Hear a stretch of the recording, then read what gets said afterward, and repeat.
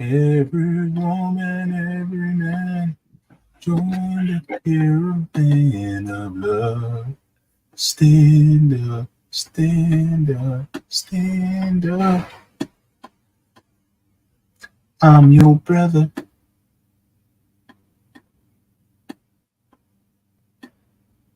I'm your brother.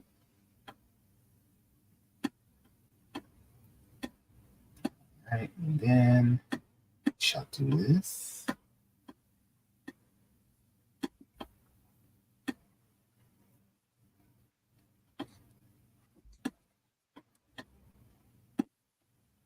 And away we go.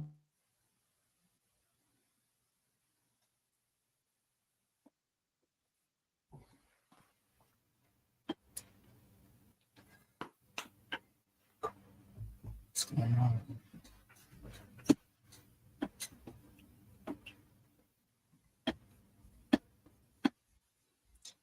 Well, looky here. Welcome to the Sabby and Jaybe show. I am your host, James Fauntleroy. So good to see you. I am one of your hosts. Good evening, Sabs. Good to have you. What's up, Jaybe? It is a lot, and we have a guest with us, special guest Garland Nixon joining us. We are going to be talking about what we see in front of us on the screen right here. It is going to be a good one, but before we start, we're just going to say the Sabby and Jaybe show is every single Thursday, so you guys can go ahead and tune in there. Also, if you guys would like to, you can see us on our respective channels, the Sabby Sabs podcast, as well as the Jaybe Font channel. You can see us there normally. And if you guys have not already, go ahead and please like, share, and subscribe. That pushes us out into the algorithms. If you guys would like to join our mailing list, you can go to revolutionaryblackout.substack.com. And if you would like to email us any inquiries, then you guys can go to revolutionaryblackout@outlook.com as well. So while I'm just going to say a blanket hello to everybody that's joining the chat. So good to see all of you joining with us this evening. We have our special guest. Who are we talking to? We are talking to the man of the hour. We are talking to Mr. Garland Nixon, and we're going to be talking about Xi Jinping and Vladimir Putin living that hug life. Nice to finally have you on the show with me on the screen with you, Mr. Garland Nixon. Thank you very much for inviting me. Yeah, definitely. So one of the things that I wanted to talk about was this hug that was shown around the world was really left the West in a tizzy. They were just like, oh no, I can see, and maybe this may be the comedic side of me, but I can see somebody like Joe Biden's hair, kind of like Doc Brown from Back to the Future, going kind of crazy, seeing that his two greatest enemies, his two greatest foes, giving a hug to each other. What is your thoughts about how the West may be feeling, especially since, you really don't see this as much, especially with like the G7 or the G20. What are your thoughts on that? Well, I think that both of these world leaders understand the importance of symbolism. That's the main thing. I think it was a very symbolic hug. If you look at the cultures of both of the leaders, right? If you look at the cultures of Russia, I've talked to Russians. I've run into the Russians and that have said, talked about traveling to Russia. And they said, look, Garland, when you're there, don't smile at everybody. You smile too much. I said, why? They said, look, the nature of it is this. If Russians are it's not that they're not friendly and they don't like you. It's that their culture is so much more reserved that if this is basically what they said. They said, if you smile at people all the time, they'll think and they were like, what is the word? I said, crazy. They're like, yeah, if you smile at people all the time, they'll think there's something wrong with you. Think you're nuts. These are, if you look, these are, conservative, traditional cultures, very old cultures. And so the hugging of two powerful leaders is not something that's normal. You can add a lot to the symbolism of that based on who did it. You know what I mean? And the cultures. So that is really an exclamation mark to show that we've come together, not just as two nations that have, similar needs and similar threats, but we've come together in a way that I think we understand that we have to be friends, that we have to be supportive of each other. So I think that symbolized a closeness of the two cultures, realizing that how important it is to both of them for survival. Look, the bottom line is, if we call them the West. I say the U.S. empire, right? And we mean the same thing. The U.S. empire, to me, they're not accustomed now to operating in a rational narrative. They just create a narrative. Well, they did this for whatever reason. They'll make something up and then they'll act as though that's true. So I tend to disregard what, a Blinken or a Biden or whoever on the latest MSNBC or Fox News would say, because they'll make something up that works for their narrative. It doesn't matter if it has any relationship to the truth. I think it was also a reminder to the West that, this business about coming in and making a deal with Russia, as Trump seems to imply, I'll make a deal with Russia and I'll separate them from China and then we can go after China. But with the key being first, right? Because it really means we'll separate Russia from China. We were going to take Russia out first. Well, that didn't work. We'll take China out first, and then we'll go after Russia. I think they both understand that they're both on the menu. It's just a matter of, which one's the appetizer and which one's the main course. And I think it was letting people know, look, ain't going to work. If you have to eat this whole meal or you get nothing at all. Sabs, what's your thoughts regarding this hug that's been heard around the world? Like, people are, it's really, the West isn't feeling too hot about it. What's your thoughts? Yeah, I mean, this really is like Garland was saying, a cultural thing. One of my coworkers was from Russia, and this was when I lived in South Carolina. So you guys know, in the South, people are even more overly friendly when you compare to other parts of the United States. And so she just did not understand that. She was just like, you guys are so open and to people you don't know, like to just go up to someone that you're not really close with and just give them a hug. So she explained too that this is just not the norm for her culture, or like where she comes from in Russia. So when I saw that Vladimir Putin gave a hug to Xi Jinping, like obviously, and not even in private, like in public, I was like, whoa, that's a huge deal. And I wonder, Garland, what do you think about that in reference to BRICS? Because we've been talking about BRICS, I think, for quite a while, at least over a year. And we've been talking about this idea of developing a multipolar world. And if you look at the West, you'll see that there's certain Western countries that are obviously aligned with the United States, right? So Joe Biden will shake hands with Macron or Rishi Sunak, that kind of thing. And nobody bats an eye or looks at it twice. But now we are seeing, because of BRICS, we are seeing leaders of other countries that the West is not so fond of building their own coalition, and in a way that really makes the West feel somewhat intimidated. Where do you think this is going to lead? Because I've heard other countries have also expressed interest in joining BRICS as well. Well, I think one of the things, I mean, I can't say how it'll end up, but if you interpret the rhetoric about BRICS and about the new a new world economic infrastructure, shall we say? Because I think that's what's important to understand, that after 1945, the U.S. empire started to build an infrastructure that they could control, an economic infrastructure worldwide that they could control, right? IMF and World Bank and all this stuff, which they could, the IMF, for God's sake, has an office in the Pentagon. Okay. So they built this economic infrastructure that would allow them to, dominate the world. Okay. And to use their economic power in a coercive manner if somebody didn't cooperate, et cetera.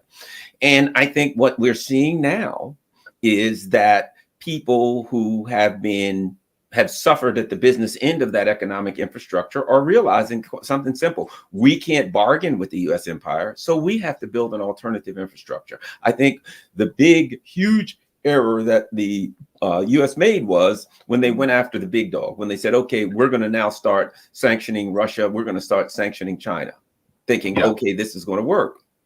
And the bottom line was the rest of the world was like, look, Russia's got stuff we need. They got gas, they got oil, they got nickel, they got timber, they got coal. You know, this is a big country with all kinds of stuff. Look, you can say what you want, but they have stuff we need. We can't go without it. You know what I mean? Now you're going to cut everybody off.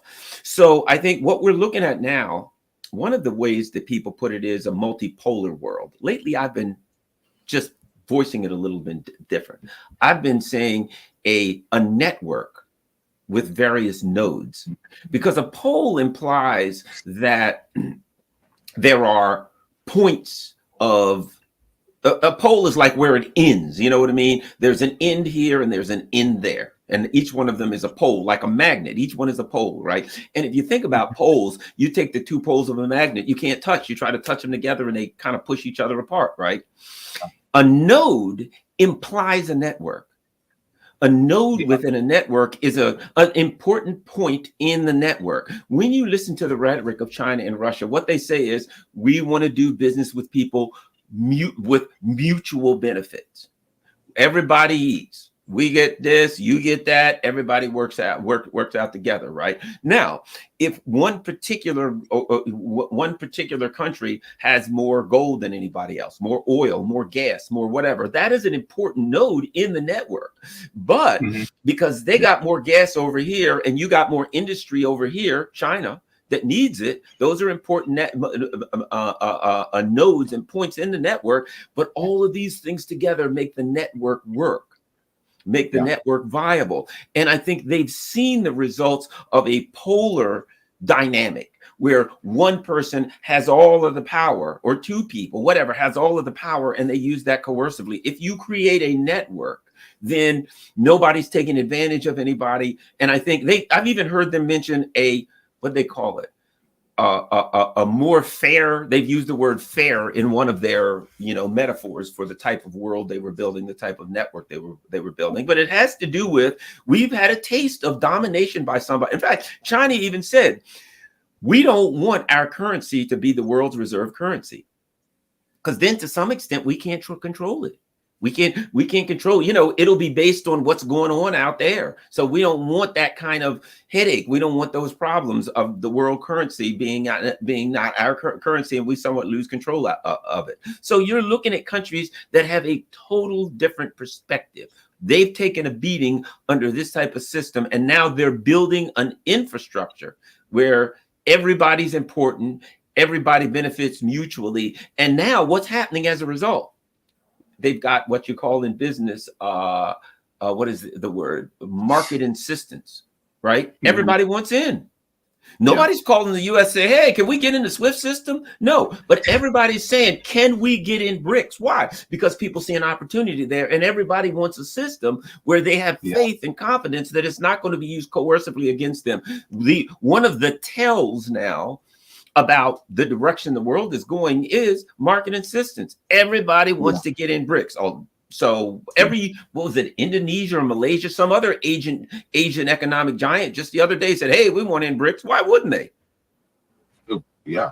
Well, I mean, this actually makes me wonder, and I want to ask you this question, Mr. Garland, and Sabs, if you can also add in what you wish as well. And Garland's good. You don't have to do it to Mr. It makes me feel old. I'm old, but I don't want to feel old. I try to be respectful, That's even worse. Yeah. But one of the things I wanted to ask you, would it also be apropos to say that it's really a democratization of world power versus, we live in a really Western hegemonic, more US hegemonic power, where it's almost like the world is set up right now like a corporate business where you have the sole owner at the top and then it's vassals at the bottom. And you have more like the BRICS countries, particularly Russia and China, saying, no, we're going to make the world into a co-op instead, where we all share the world collectively. Would that be a good way of putting what you just analyzed so far? I think that's the perfect metaphor. I think that is absolutely perfect. You know, it's interesting that the US always talks about authoritarian versus democracy. But when you Wow. look at the economic infrastructure that they built over the last 70 years, it is clearly authoritarian. And what shows you it's authoritarian is they use their economic power in a coercive means. Do what we Yes. tell you, or you can't buy anything. You can't use the system. We'll throw you out of the system, right? So it's clearly authoritarian. And it is the US, whoever's running the empire, the state, whatever you want to call it, is the authority. And like, it's exactly, you're right. I'm glad you put it that way. It is, because now you have a bunch of countries that are working together. And even in the context of that, they're looking at two things. Countries doing more business in their own currencies, which will strengthen the currencies of countries, which will make their currencies more sound. Also, they're talking about coming up with some kind of a currency for BRICS. But what's interesting about it is they're saying, look, what if we come up with a currency that can only be used to buy stuff with states? That it isn't like dollars that you can have or anybody can buy. We use something that states, governments can use to buy stuff, but it's not sitting floating out there dollars. You know, they're looking now at a system similar to SWIFT, where it's kind of like money, but it's more like an IOU. So what they're looking at is alternative ways to do this, where everybody benefits, but it doesn't create a dynamic where somebody in the system can become coercive and authoritarian. And I think it's creative. The other thing I think is important too with BRICS is this. Look, everything with the US is about, you've got to ideologically be, into neoliberal capitalism, or you can't be in. Now Russia's about to recognize the Taliban. Right. And they're like, hey, you know what? We got to do business. They got stuff. We can do deals with them. They're going to represent. And here's what they said. They're the government of Afghanistan, and that ain't going to change. They're going to say, well, they're not a terrorist organization. They are the government of this country. But what happens then? They got all kinds of stuff. China and Russia can now come in and say, we'll help you develop this, your gas, your gold, your whatever, right? And they can do business. They're all trying to eat. They're like, look, whatever we may think of your particular way of governing, we're all just trying to eat, bruh. Everybody's trying to eat. Let's figure out how we can do this. It's sensible. Yeah. Yeah, I was thinking about this as well too, because like I see BRICS as like a horizontal organization, and I don't see the West that way. I don't see, even though you have all these Western leaders like Biden, Macron, and Rishi. I pick on Rishi Sunak a lot, but and Rishi Sunak. The reality is that the United States is actually the leader. And the rest of those countries in the West just follow the lead of the United States government. It's really weird that they've never been a little bit more. I don't remember those other countries being a little bit more vocal about the fact that, hey, wait a minute, why do you have to be the one that's leading? And why do we have to follow your lead? However, last year, there was an interview with Macron, and Macron said he actually proposed the idea of Europe becoming a third power, and question whether or not European countries should continue to follow the lead of the United States. So it seems like there may start to be some type of friction in between there as well. Yeah, and here's the way I see that. Macron it's a recognition that the power of the U.S. empire is weakening, that the U.S. empire is crumbling. Right. And so they're looking at it and like, rather than the leader, I'd put it more like, I'd use the metaphor, the U.S. has been the commander. Because they don't lead. They tell the rest of their countries, you will do this, or otherwise we'll blow up the Nord Stream pipeline. That ain't lead. That's commanding. That's brutally and viciously commanding, right? But I think, Macron's position, and I've said this for a while, is this. I still want to be an imperialist. I still want to be, we want to go out and be able to rule the world and use coercive military and economic power. Therefore, if the U.S. is a weak empire, why don't we make Europe an empire? Why don't we have our own army, our own way, and all that kind of stuff? We break loose from the United States. We come together like the United States of Europe, and then we can do all of the imperialist stuff that the U.S. does, but we can just do it on our own way. So it's not, if you notice, what he didn't say? I want sovereignty for France. so we can do our own thing apart. No, no, no, no. This was not about sovereignty for his own country. He's nobody's economic nationalist. It was just the opposite. If I was in France and he said, yeah, we need a European this and that, I said, whoa, time out. I live in France. I don't want, well, I didn't vote for somebody in the Netherlands. I didn't vote for somebody in Spain. Hell no. But he's saying, the imperialist, let's build a new empire. That empire's old, it's weak, it's wearing itself out. We build a new empire and we can go and invade countries, steal their stuff, dominate all the evil imperial things, but we'll do it on our own, on our time rather than the US, because they're getting weak. They ain't gonna be able to do it much longer. That's the way I see Macron. Well, one more quick, and I'll pass it to you, JB, on that same note. Garland, were you surprised, just to pivot here just a little bit, were you surprised some of the Western countries actually took a different position than the U.S. government in reference to the ICC choosing to issue arrest or try to issue arrest warrants towards Netanyahu? Were you surprised that countries like France and Germany, I think also Norway, decided to go along with what the ICC prosecutor wants to do instead of agreeing with the United States with that particular situation? Not so much, because if you look at historically, those countries have been a little bit further away from the Israeli thing. They haven't necessarily gone with the U.S. and throughout Europe on Israel as much, with the U.S. I think part of it is Israel spends like a fortune as far as the U.K.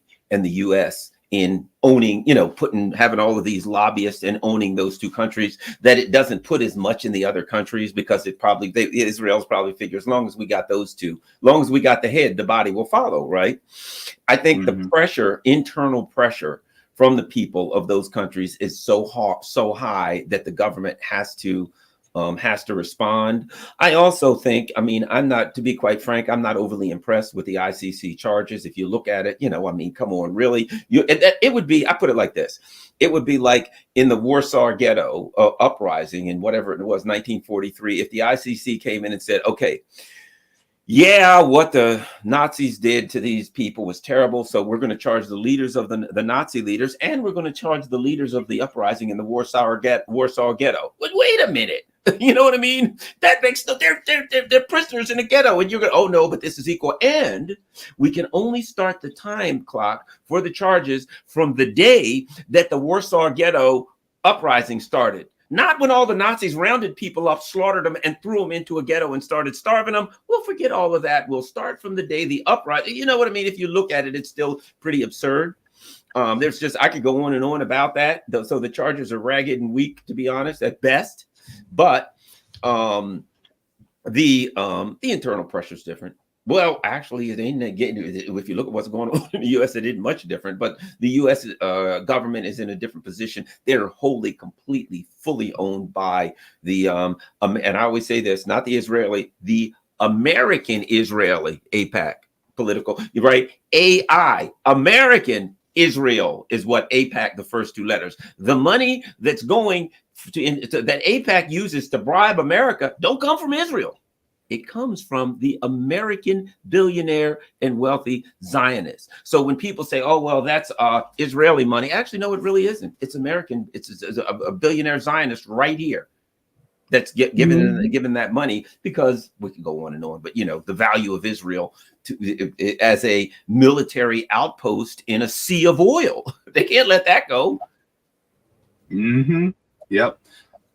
Absolutely. And one of the things that, and to prove your point, it was actually brought out in a UN report that there is liquefied natural gas under Gaza in the West Bank, and then also off the coast of Gaza, that there is oil that is there as well. So, of course, they do not want at all to give up that piece of land, because that's resources there. Also, the fact that they actually want to compete with the Suez Canal by making the Ben Gurion Canal within that same area there too. So really, ultimately, what we always go back to is it's about money and resources. Like Sabby always says, follow the money. And so it's absolutely true there. And just as a side note, this whole hug between Xi Jinping and Vladimir Putin, it reminds me of that skit in Key and Peele where Barack Obama is hugging all the black people. And he's like, come here, bring it in. it makes me kind of think about that, you know. So that's just one of the things I was thinking about when I saw them hug. Xi Jinping was like, "Bring it in, bro, bring it in." But one of the things I want to share actually is this article out of Bloomberg. And the funny thing is how the Western media are always trying to spin things into more of a pro-Western narrative. This actually says Putin and Xi vowed to step up fight to counter U.S. containment. It's funny how they word it like that, like they're trying to contain the United States, like they're trying to actually do something bad against the United States. Before we get into a little bit deeper into the article, just on just this alone and talking about Western propaganda, what is your thoughts about just the way they worded this, talking about stepping up to fight to counter U.S. containment? A couple of things. Number one, I interpret that is the U.S. constantly is now particularly says we've got to contain China and contain Russia, right? The word that they use. So they're saying Russia and China, we got to step up to counter what the U.S. is trying to do, which implies this, that the U.S. doesn't want Russia and China to grow economically, diplomatically, politically. They want to make them weak so the U.S. can continue to dominate, right? And so, but here's the reality. The word containment means suppression and oppression. The U.S. wants to stop China from growing to, what have they said? We want regime change in Russia. We want the people of Russia to rise up and take out Vladimir Putin. Well, that ain't containment, is it? We want regime change in China. Well, that's not containment. They use this. It's like deterrence. You know what I mean? Well, we're going to surround Russia and China with bases and point missiles at them to deter them.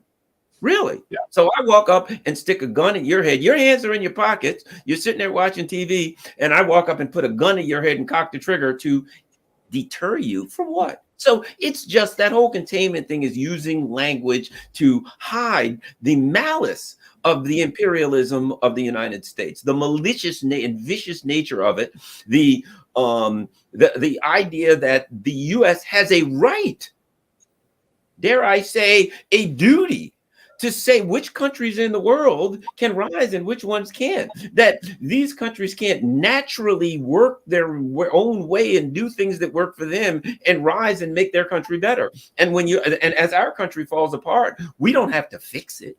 We don't have to repair it. If technologically both of those countries are in the passing lane, but rather than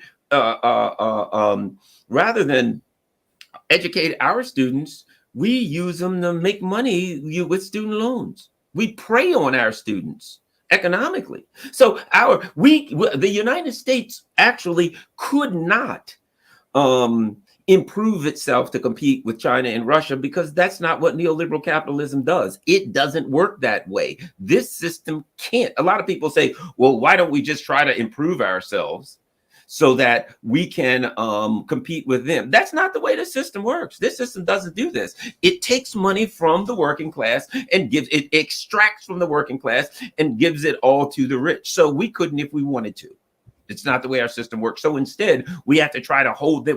It's the Tanya Harding. I can't defeat you skating. I know. I see you're better than I am. So I'll just get this here piece of lead pipe and bust you in the kneecaps. I'm having flashbacks of the Tanya Harding incident. Oh my God. Nancy, what was her face? Carrington. Nancy Carrington is actually she's from here in Massachusetts, by the way, people. Right.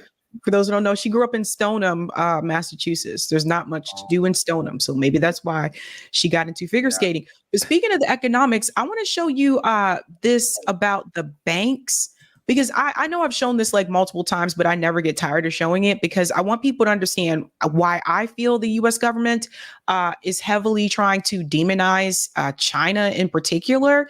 If you look at like the top banks in the world, let me just make this a little bit bigger. The top banks in the world, you'll see, and it shows the current rank and the previous rank. So you'll see Industrial and Commercial Bank of China. Number 2 is China Construction Bank Corporation. Number 3 is Agricultural Bank of China. Number 4 is Bank of China.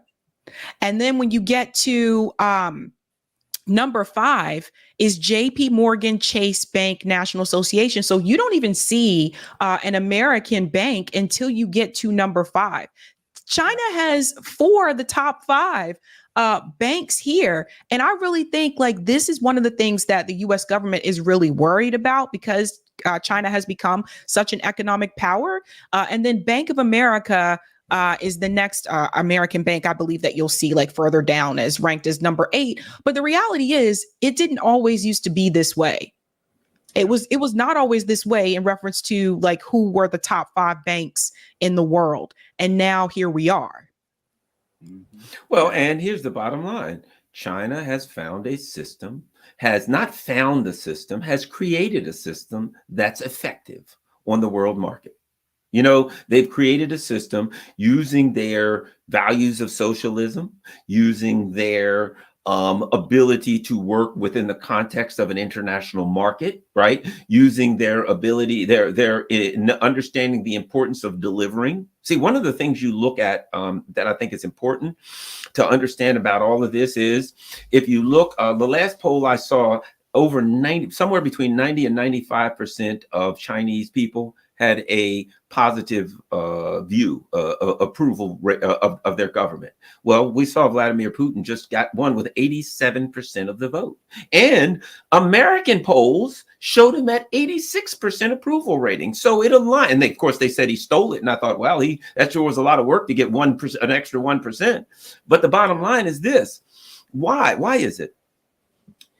If you're going to take on imperialism, if you're going to deal with the imperialists, you have to deliver for your people.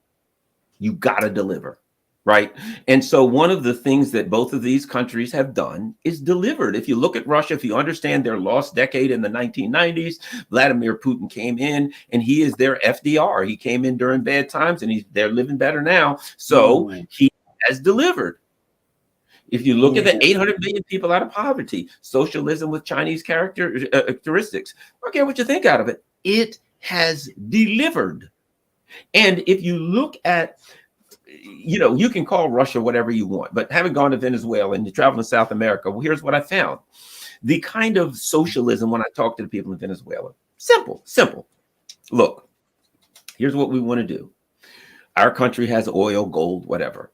We want our government to own those companies.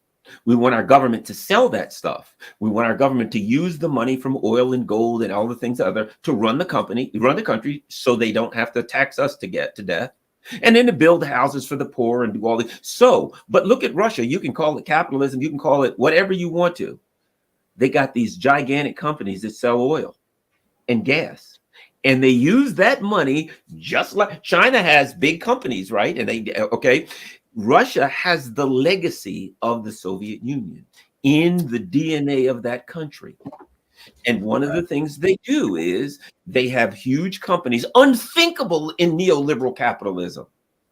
Yeah. But think of the kind of money that Russia is making selling gas, selling oil, timber, coal, you name it, they got it. And so they're making a fortune. So guess what happens? They can build stuff. They're steadily building. They're steadily providing for their people. Now, the latest thing that they said with this new government is, well, we got to do something for families, tax breaks, because they want the families to have more children. You know, a lot of countries are having issues with that where people aren't having as many children. They're like, well, how can we do that? We need money for them. We need stuff. They don't want to say, hey, have more kids. What they want to say is, let's make it easier for the people to do that and our country can grow. So what you have is people who are saying, you know what? Perhaps if the government sells our most valuable natural resources, takes that money and uses it for the people, we'll be better off. Russia's doing the same thing as China, and it's working. And ExxonMobil, they're looking at the U.S. saying, oh my God, we can't let that model get out. You know what? Let me say this, Garland. What you just laid out, this would make the progressives very angry. That Russia is actually a better social democracy than the other European countries that they praise. They will praise Iceland, Denmark, Norway, Sweden. We want a thriving social democracy, but the moment you mention Russia, they're tight-lipped. They don't want to say a word. But yet, Russia is actually doing social democracy better than these thriving social democracies that the progressives tout all the time. That is just blows my mind. And it's like the more I learn, I'm just like, wait a minute. They have a history of having actual true socialism. They may have deviated from that, but they didn't deviate as far as we in the West think, because we're constantly being told, oh my God, they have bread lines. Oh my God, all these horrible things are happening in Russia. All, you know, they eat tree bark and they walk bears instead of dogs. I don't know what it is, but that's how they make it sound in Russia, right? And so from learning more, it just seems like, wait, and it starts to make sense now as the popularity of somebody like Vladimir Putin in Russia. And so when you said that Vladimir Putin's really the FDR of their FDR right now, it makes sense as to his popularity. And it makes sense as to why the sentiment is, you know, such a, you know, his approval rating is so high, because a lot of people say, well, they're forced to have, you know, to approve of him because he's authoritarian. I'm like, what would you rather have, an authoritarian of the working people or the authoritarian working people, or would you have an authoritarian by the corporations? Because either way you get it, you're going to have an authority, but who's in that authority, I think, is what matters the most. And I'll add this. And how do you define an authoritarian? How in the heck is somebody with 87% approval rating considered an authoritarian? What is it? It's not like he has to go beat the people down. You better do this or else. They love him. You know, I deal with. You're gonna approve me. Exactly. 87% of approval. But it comes down to this. Yeah. When it comes to a government, how do you evaluate the effectiveness of a government? And that's easy. And those of us on the left, what is our argument? Does it deliver for the masses, or does it deliver for a tiny few, right? If I look at, China, 800 million people out of poverty. You can't deliver for the masses any more than that. And if you look at Russia, it came from the 1990s of abject, absolute poverty to right now one of the fastest growing economies on the face of this planet. I'm not saying there isn't poverty in Russia. Once you get there, are some poor areas, but I'll put it like this: the people are happy with their government. The other thing is this: it's a more conservative country. So the conservative cultural views of Vladimir Putin align with the people of Russia. When it comes to his cultural views, he's just another Russian. You know what I'm saying? And you talk to the Russians, you know, the kind of stuff here, the kind of the LGBTQ stuff and all that the West is, it's not that Vladimir Putin isn't into that. That ain't the Russian people. And one of the things the Russians talk about is Afghanistan. We may not like some of the things that they're doing or the way they do things, but that's their country, that's their history, that's their culture, that's their religion. We'll do business with them. One of the things that one of the agreements in BRICS is not to interfere with the internal workings of each other, of countries. Hey, look, and if you got a problem with something a country's doing internally, you go to the UN, you use the international bodies to address that. But you don't unilaterally, or BRICS doesn't say, well, you don't look out for this group or that group. If they got an issue, they use the international bodies that exist. So they're doing their thing. They're all trying to survive, but they're not judgmental of other countries. If you look at the Russian Federation, you got areas of Russia where on the Chinese border, where you look at the people and you're like, well, clearly they're Asian people. They look like they're Chinese. Well, they're on a Chinese border. There's an arbitrary border there, but they kind of really are, you know, ethnically. You got the areas where it's Muslim. The people are flat out Muslims. You know, the Chechens, that's a Muslim region. You go to places in Siberia where there's indigenous, the Yakut Indians. So when you go throughout the Russian Federation, it's so big, you find areas that have a specific culture to that area, specific region, religion, etc. So they've learned to accept everybody in their own country. So that's why they ain't going around the world telling various countries to do this or that, because the odds are, if you got a Muslim country, they got a region that aligns with you. And that's what the U.S. The empire feels like we got to go around the world and everybody's got to think like us and be like us and act like us, or else. That ain't Russia and China. And that's not what the new economic infrastructure they're building is all about. I will say too, Scott Ritter has been to Russia. In fact, he's going to be going to Russia again soon, pretty soon. Danny Haifong was just recently in China. I'll be talking to Danny tomorrow night about his visit to China. And everyone that I've spoken to that's either been to China or Russia, Tara Reid's living in Russia, completely opposite observation compared to what Western media tells you about Russia. From what I've heard from people who've actually been to Russia, they said it's a beautiful country. They talked about how clean certain, parts of Russia are compared to the United States. Danny Haifong talked about that too when he got back from China, just how clean it is. This is true though. If you guys like travel, especially if you go to some of the like European countries, some of the countries, it's like, I'm talking no trash on the street. Like no littering, no. I heard Japan is like that as well. So it makes you wonder, what is it about these countries that the West finds to be so threatening? Like, why wouldn't you promote that type of lifestyle to have people take care of the streets, take care of the environment, subways that actually work? I live in a state where the subway system is a mess. In the Boston area, or you have the New York subway, which is completely.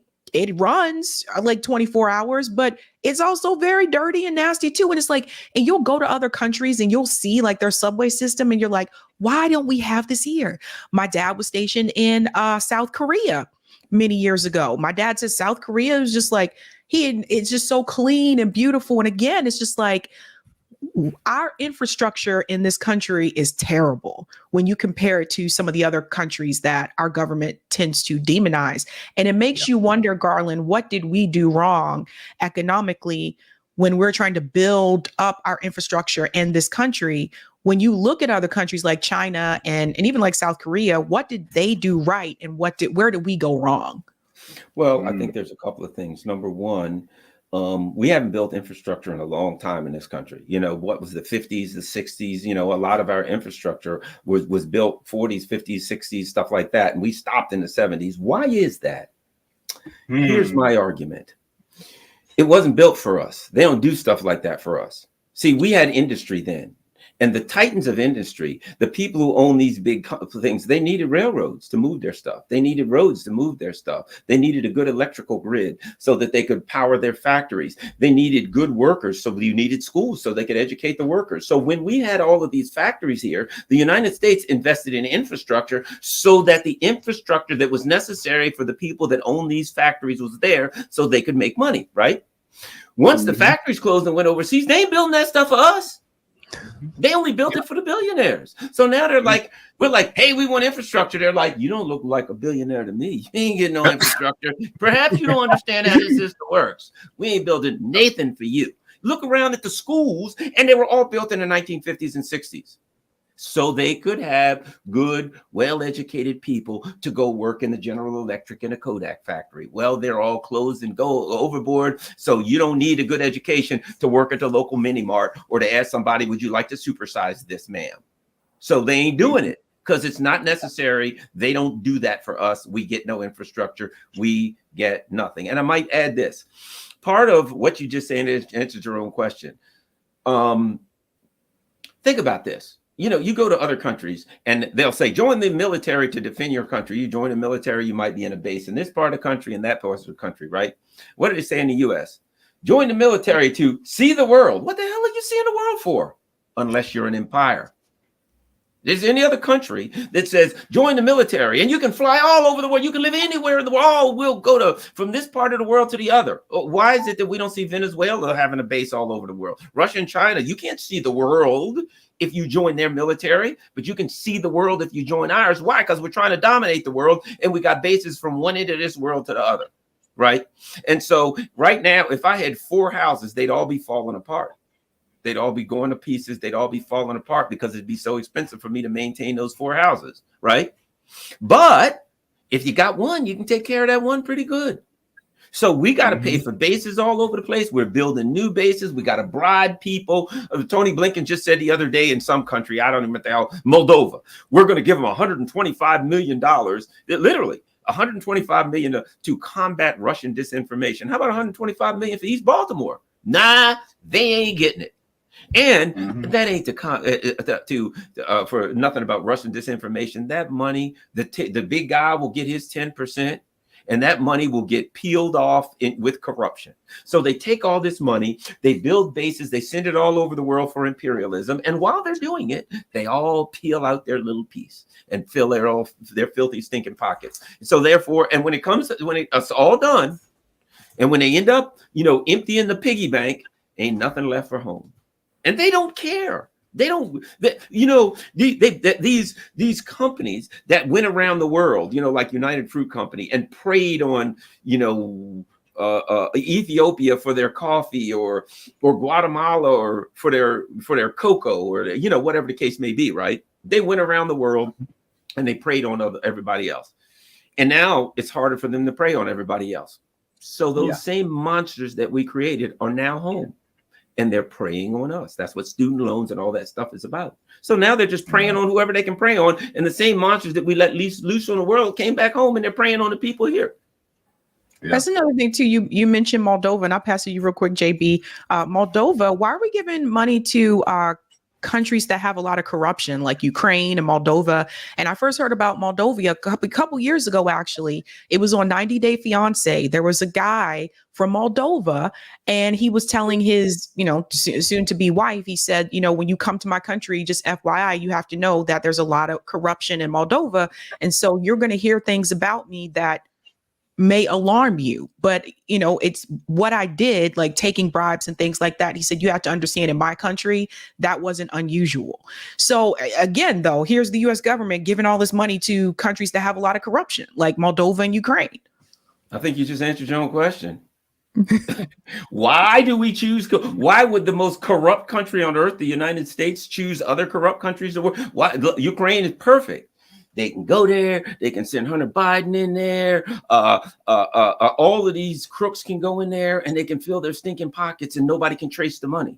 Right. So they go to a corrupt country, and basically they take billions of dollars from the United States. They pump it into that corrupt country, and then they launder it all over the place through shell companies into their pockets. So corrupt countries are perfect for it would be harder to launder the money here and divvy it up. So they take it to a corrupt country, they control everything, and then they divvy the money up in their own pockets. That's what that's the reason they choose corrupt countries. And if the country ain't corrupt when they get there, it'll be corrupt when they get finished with it, because that's the plan. It's let's take these corrupt countries or make them corrupt, and we'll all eat. Yeah, one of the things that I wanted to add to your point, especially in regards to how the other country, the United States only invests in the interest of billionaires. I remember Neil deGrasse Tyson talking about the reason for the the interstate highway system wasn't really for consumers to be able to get around, but really for the military to be able to traverse the entirety of the United States more easily versus having to go down, different side roads. So really it was a military reason.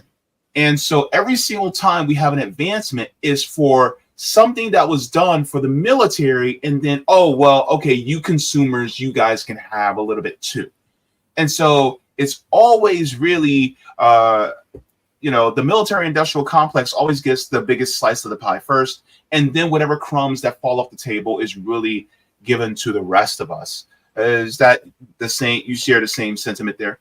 Yeah, it's the ruling elite. They feel like they got a right to it. It's theirs. And if they should, by their graces, decide, they don't even share a crumb with us. While they're eating, if a crumb happens to fall off the table on the floor and we are able to scamper over and eat it, okay, that's good enough. Because that's exactly what you're saying. We're going to build this for ourselves.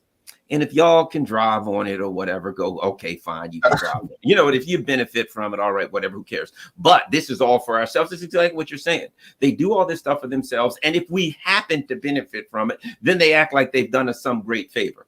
But now what's coming down to the reality is the whole game is falling apart. It's being exposed. And the worst thing about it to them really is Gaza, because they've been able to argue that we're out here doing liberal interventionism. We're going around the world doing good things, and we're bringing you back, and you're benefiting. Think about this. You're getting cheap this and cheap that, and you're living well and better than others, blah, blah, blah, right? And so they could kind of bribe the working class by saying, you're living better than the working class in other countries, aren't you? Yeah, well, then shut your mouth and don't ask how we got this money. You know, it's kind of like the mafia husband, who the wife knows he's in the mafia, but she keeps her mouth closed because she's living pretty good. You know what I mean? Or whatever. The girl who knows her boyfriend's a drug dealer, but she keeps her mouth shut because she gets a lot. You know what I mean? Those kinds of things, right? There's a bribe in it. The working class. A lot of people in the working class knew, honey, what we're doing overseas ain't all that great, but I'm living pretty good. I got 2 hots in a cot. I'll keep my mouth shut, right? Well, now, with Gaza, people are seeing how the sausage is made. You know, one of the ways I put it, and, you know, forgive me if you've heard this before, and it is traditionally the left, the Bernie Sanders left, say it was, the corporate left. What they would try to teach us is this. At the end, this is what your job is as a left in the United States. You're a leftist in the United States. This is what you're supposed to do. At the end of the year, the government has a pie of $2 trillion. And your job as a lefty in the United States is to say, my job is to make sure that the working class gets as much of that pie as I can. If it's only a quarter of the pie, if it's only a third of the pie, my job as a leftist is to look at that, say, I'm just giving a number, $2 trillion budget that the US has, $2 trillion pie. My job as a leftist in the United States is to ensure the working class and the poor gets as big a part of that pie as possible. But we always have to ignore all the black and brown and red bodies that are baked into the pie. You see, we can't talk about that pie came because we killed all these people in this country, because we overthrew the people in the government of Costa Rica so we could get those cheap bananas. So we overthrew this government, we executed, we assassinated this leader. Mum's the word. Don't talk about all the black and brown bodies in the pie. The only thing you talk about as a leftist in the United States is, how do we make sure the working class, the working poor, and the poor get as big a slice of pie as possible? What Gaza has done has slammed the door on that. Now people are looking at it like, holy crap, that's how the pie's baked. And they don't like what they see. They can no longer ignore that what the United States is doing is going around the world doing horrible, unthinkable, genocidal things. And in the end, they're like, yeah, but you got cheap oil, didn't you? Yeah, we may have to kill a few people in the region, but we kept the price of oil down, didn't we? People are like, yeah, but I can't do that no more. This is right in front of my face and it's too big. And they're not going to be able to close that door. So now the so-called leftists in the United States have to get away from that argument of we have to argue about make sure we get our fair share of a pie that was baked with death and murder and theft and corruption, to addressing how and why that pie was baked and the fact that we had a part in baking it. And now that's where we are right now. And that is a chasm between the ruling elite and the working class that cannot be closed. And the ruling elite understand that because they're coming out with an iron fist. They're saying, well, we understand, so we're going to have to slam these students. We're going to have to slam anybody who we're going to have to. So now they are, the other thing is this, it's exposing them. It's exposing the ruling elite. The reality that is as brutal as they are around the world, as decadent and malicious as they are around the world, that if challenged at home, they're the same way. And that's being demonstrated also. And so this is an interesting time for the empire because the ruling elite are completely divorced, completely separated from the people. And we're seeing how that's going to work out. I don't know, but we're talking about it. Mm-hmm. Yep, absolutely. And this was an amazing conversation. So many great points. And one of the things that you said, and I just want to say this last thing is, it's like a kid getting a pair of Nikes, but you find out that your parent actually had to take a couple people out just to get those Nikes. Exactly. It's like we had to roll over a few poor people just to get those Nikes. Yeah, they're 6 feet under now, but at least you got your Nikes now. Yeah, and people, well, it's funny you mentioned that. I'll say this, and the other thing people are waking up to realize is this. Look, it was like, oh no, these Nikes were built in a sweatshop. Remember that? Darn those sweatshops, right? Well, the reality about sweatshop is what? The United States and the West, that's what they had here.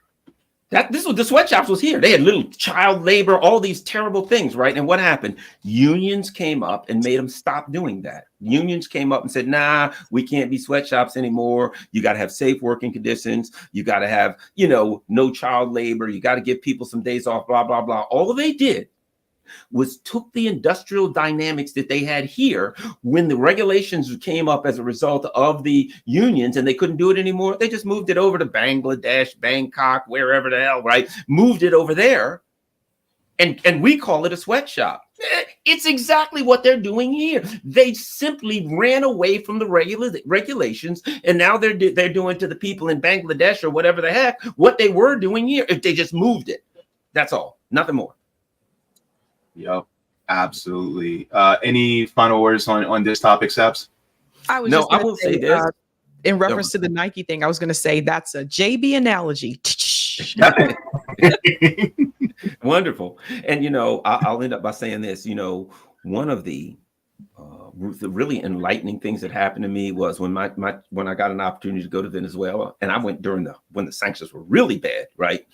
And I was able to travel around the country to talk to people, what have you. And then when I left, I'm like, it's nothing like I was told. You know what I mean? I was told that, Maduro's a evil dictator. And when I talked to the people, all the poor folks loved him.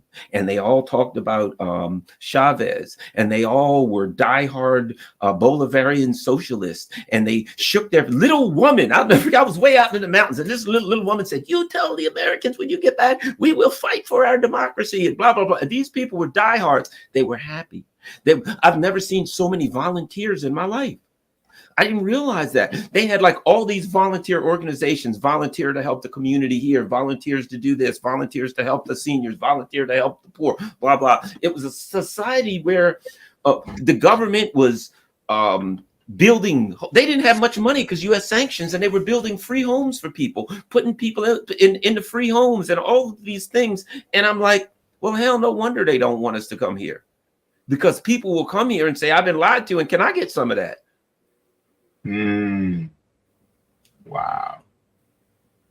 Well, look, this has been a great inauguration of you and me having dialogue. I cannot wait to have this conversation once again. Yeah.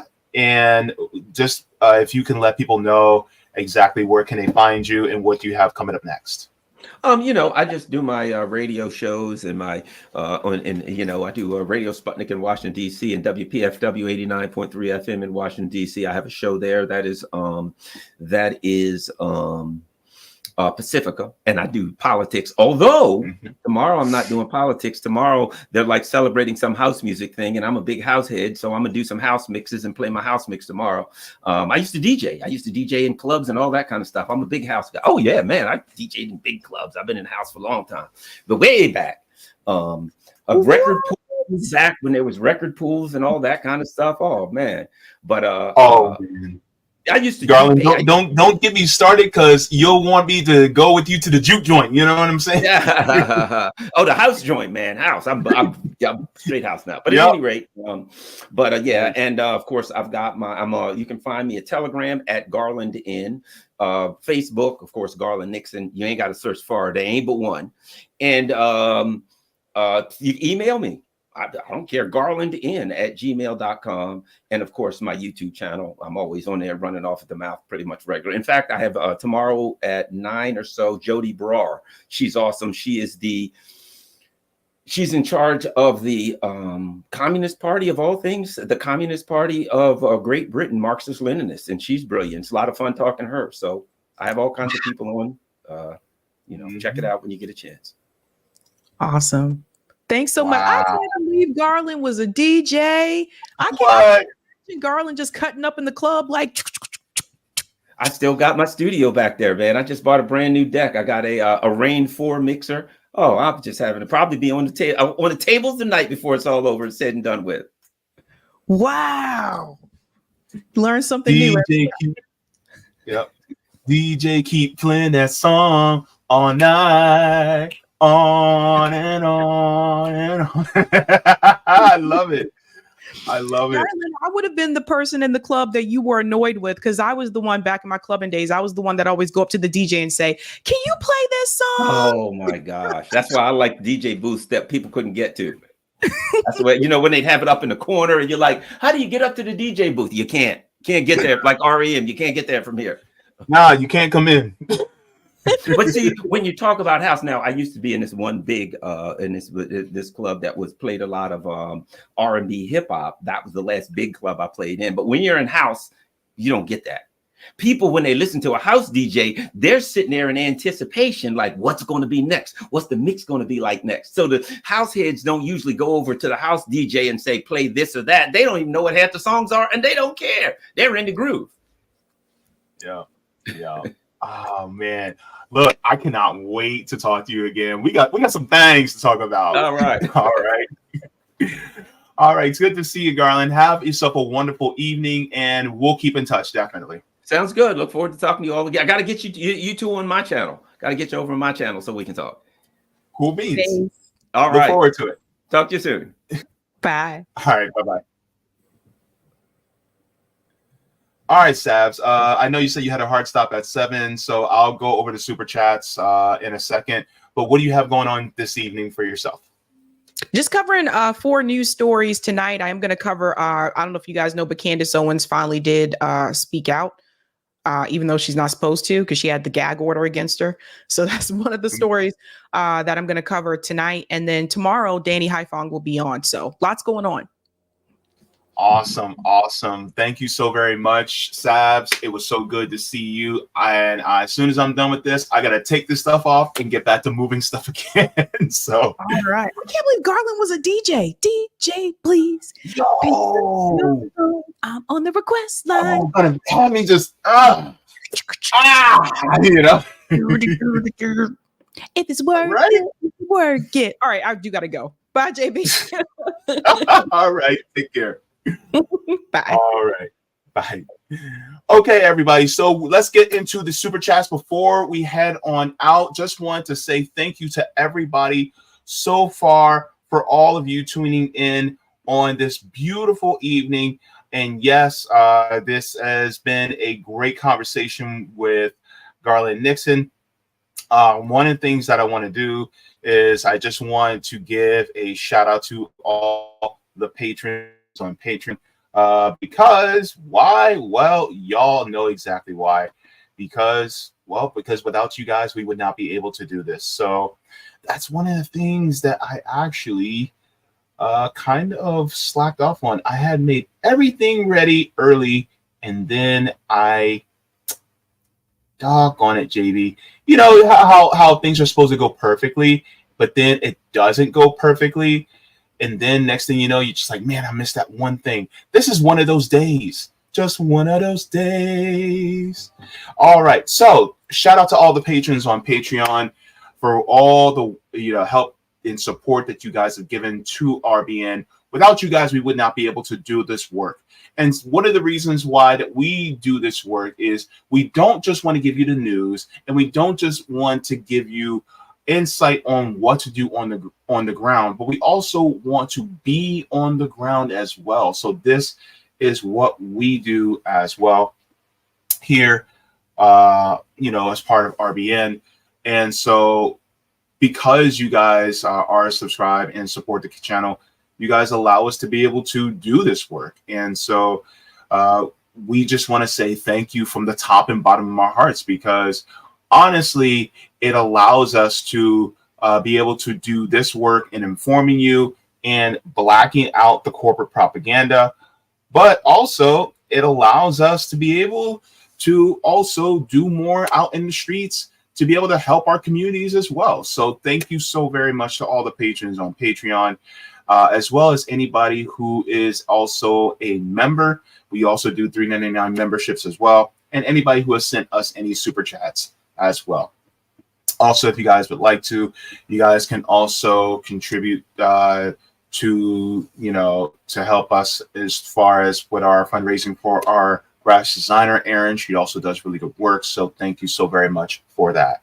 So we're going to go to the chats, and I'm going to be very quick because I have to get going too. But we're going to start off with our comrade Nick coming in saying Sabby plus James plus Garland is way too powerful. Thank you so very much. And Nick made me laugh. Said, James, you beautiful MFer. I know you can see me. Nick, I'm going to get you back for that one. I'm going to get you back for that. Chocolate Thunder, I'm getting you back for that one. Wait. Hang on. Before I go, Nick with that new fade. That tight fade with the tight edge. I see you. Sparky coming in saying, great work. By the way, Garland, what are you doing? Moving in on my girl, Sabby. Oh, come on. Garland's like a big brother. All right. Roger Meadows says, sounds like Garland has an electronics or IT background with all this talk about nodes and in circuitry. I call it a global co-op.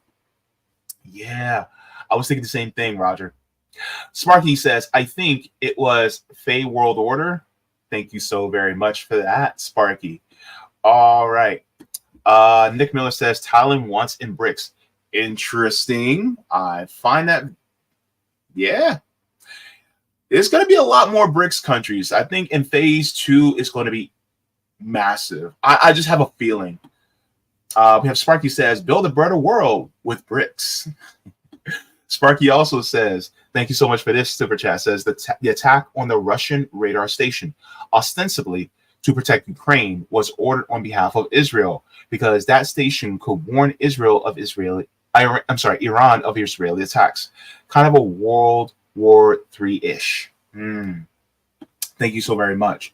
Sparky also coming in with, what's with the U.S. military relocating to Côte d'Ivoire, the Ivory Coast, from Niger? What does France think? Interesting. Wish we could have asked that while he was here, but I was so focused on what Garland was saying, and he was just dropping gems that I'm sorry I missed this part. But thank you for this. Also, Sparky says, make Israel Syria again. In those Ottoman Empire days, Levant Jews got along fine with their neighbors, whether Christian, Muslim, or otherwise. And that's something I think a lot of people don't think about, is the fact that in Palestine, Jews, Christians, Muslims, they all got along. It was only until the theft of the land from Palestinians, that's when things turned south. And that was really based on the Zionist mindset of, well, we just have to take the land from the people who were already here for hundreds, if not thousands of years, because ultimately we need to have it for ourselves. And the thing is, it was never an issue between religions. That was never an issue. The issue is land theft, settler colonialism. Anywho, I don't want to get on soapbox for this, but thank you very much for that, Sparky. Sparky also says, make Ukraine Russia again. Don't ever leave a patch called Ukraine, lest it remain a NATO playground, carpetbagger, money laundry, and becomes a BlackRock property. Yeah, those pesky corporations and their wars. Sparky also says, terrific guest. Garland's always on the leading edge of geopolitical commentary. Yes. Yes, I felt like a kindergartner on the magic carpet in front of a teacher. I'm just saying, that's how I felt. Lee Avok says, true about Russia, no homeless. That is wild, but that is so cool, I think. So yes, thank you very much for that, Lee. Zach Boyle says, progressives are massively captured. No matter what topic, climate to freaking war, one thing is certain. A global cap industry supports them. Absolutely, because they can go just so far, but they can only go that far, and then they have to back off. So yeah. I don't want to ruin this name, but Etienne de Gaulle, that I probably ruined it. I'm sorry. Why do we send money to corrupt countries? It's called money laundering. It is not hard to figure out. 10% for the big guy. Thank you so very much. Saul Good says, why is a corrupt Moldovan government official on 90-Day Fiancé?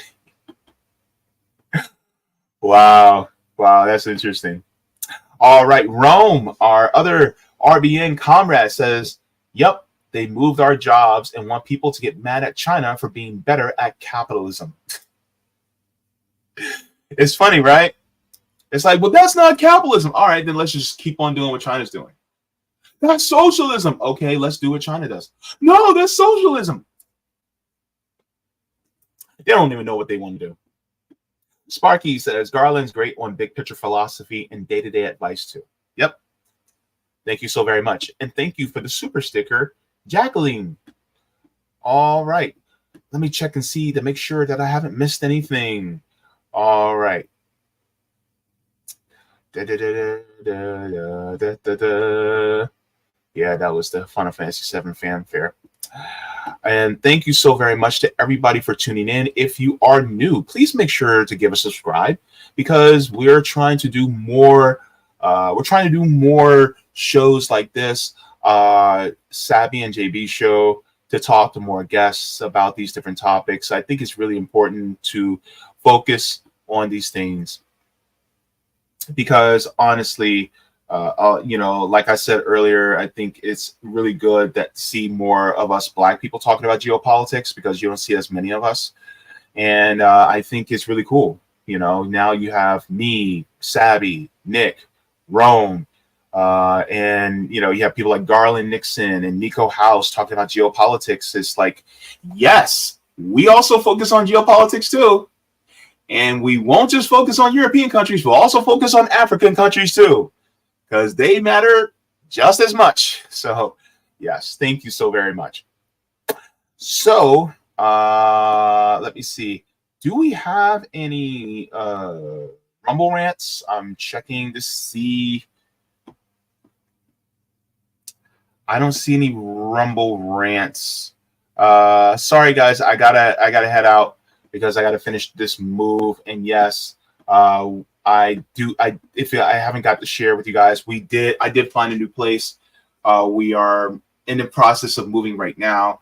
I literally have to take all this off and get back into my sweaty clothes and finish moving. And then once we're there, by next week, when we do the Sabby and Jaybe show, there's not going to be a Jaybe show this Sunday, but by the time we do the Sabby and Jaybe show next Thursday, you guys will see me in my new location. So I'll be there. And so it's going to be good. I just want to give a big thank you to everybody out there who has been contributing to help me with the moving expenses, because they only gave us 60 days to leave, because they're selling the unit that we live in right now.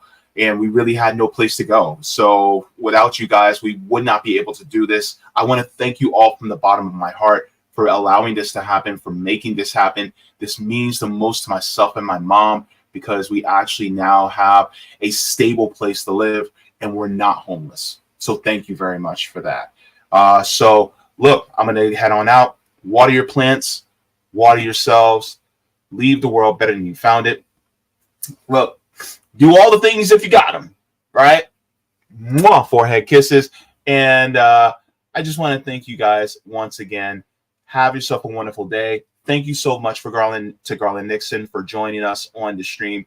Make sure to follow him on all his socials, on his Telegram, as well as his YouTube channel. And actually, let me put that also in the chat, just in case you're not subscribed to him. Well, I know you're thoroughly impressed with him and what he had to say. So there we go. All right, everybody, take care. Have a great night. End scene.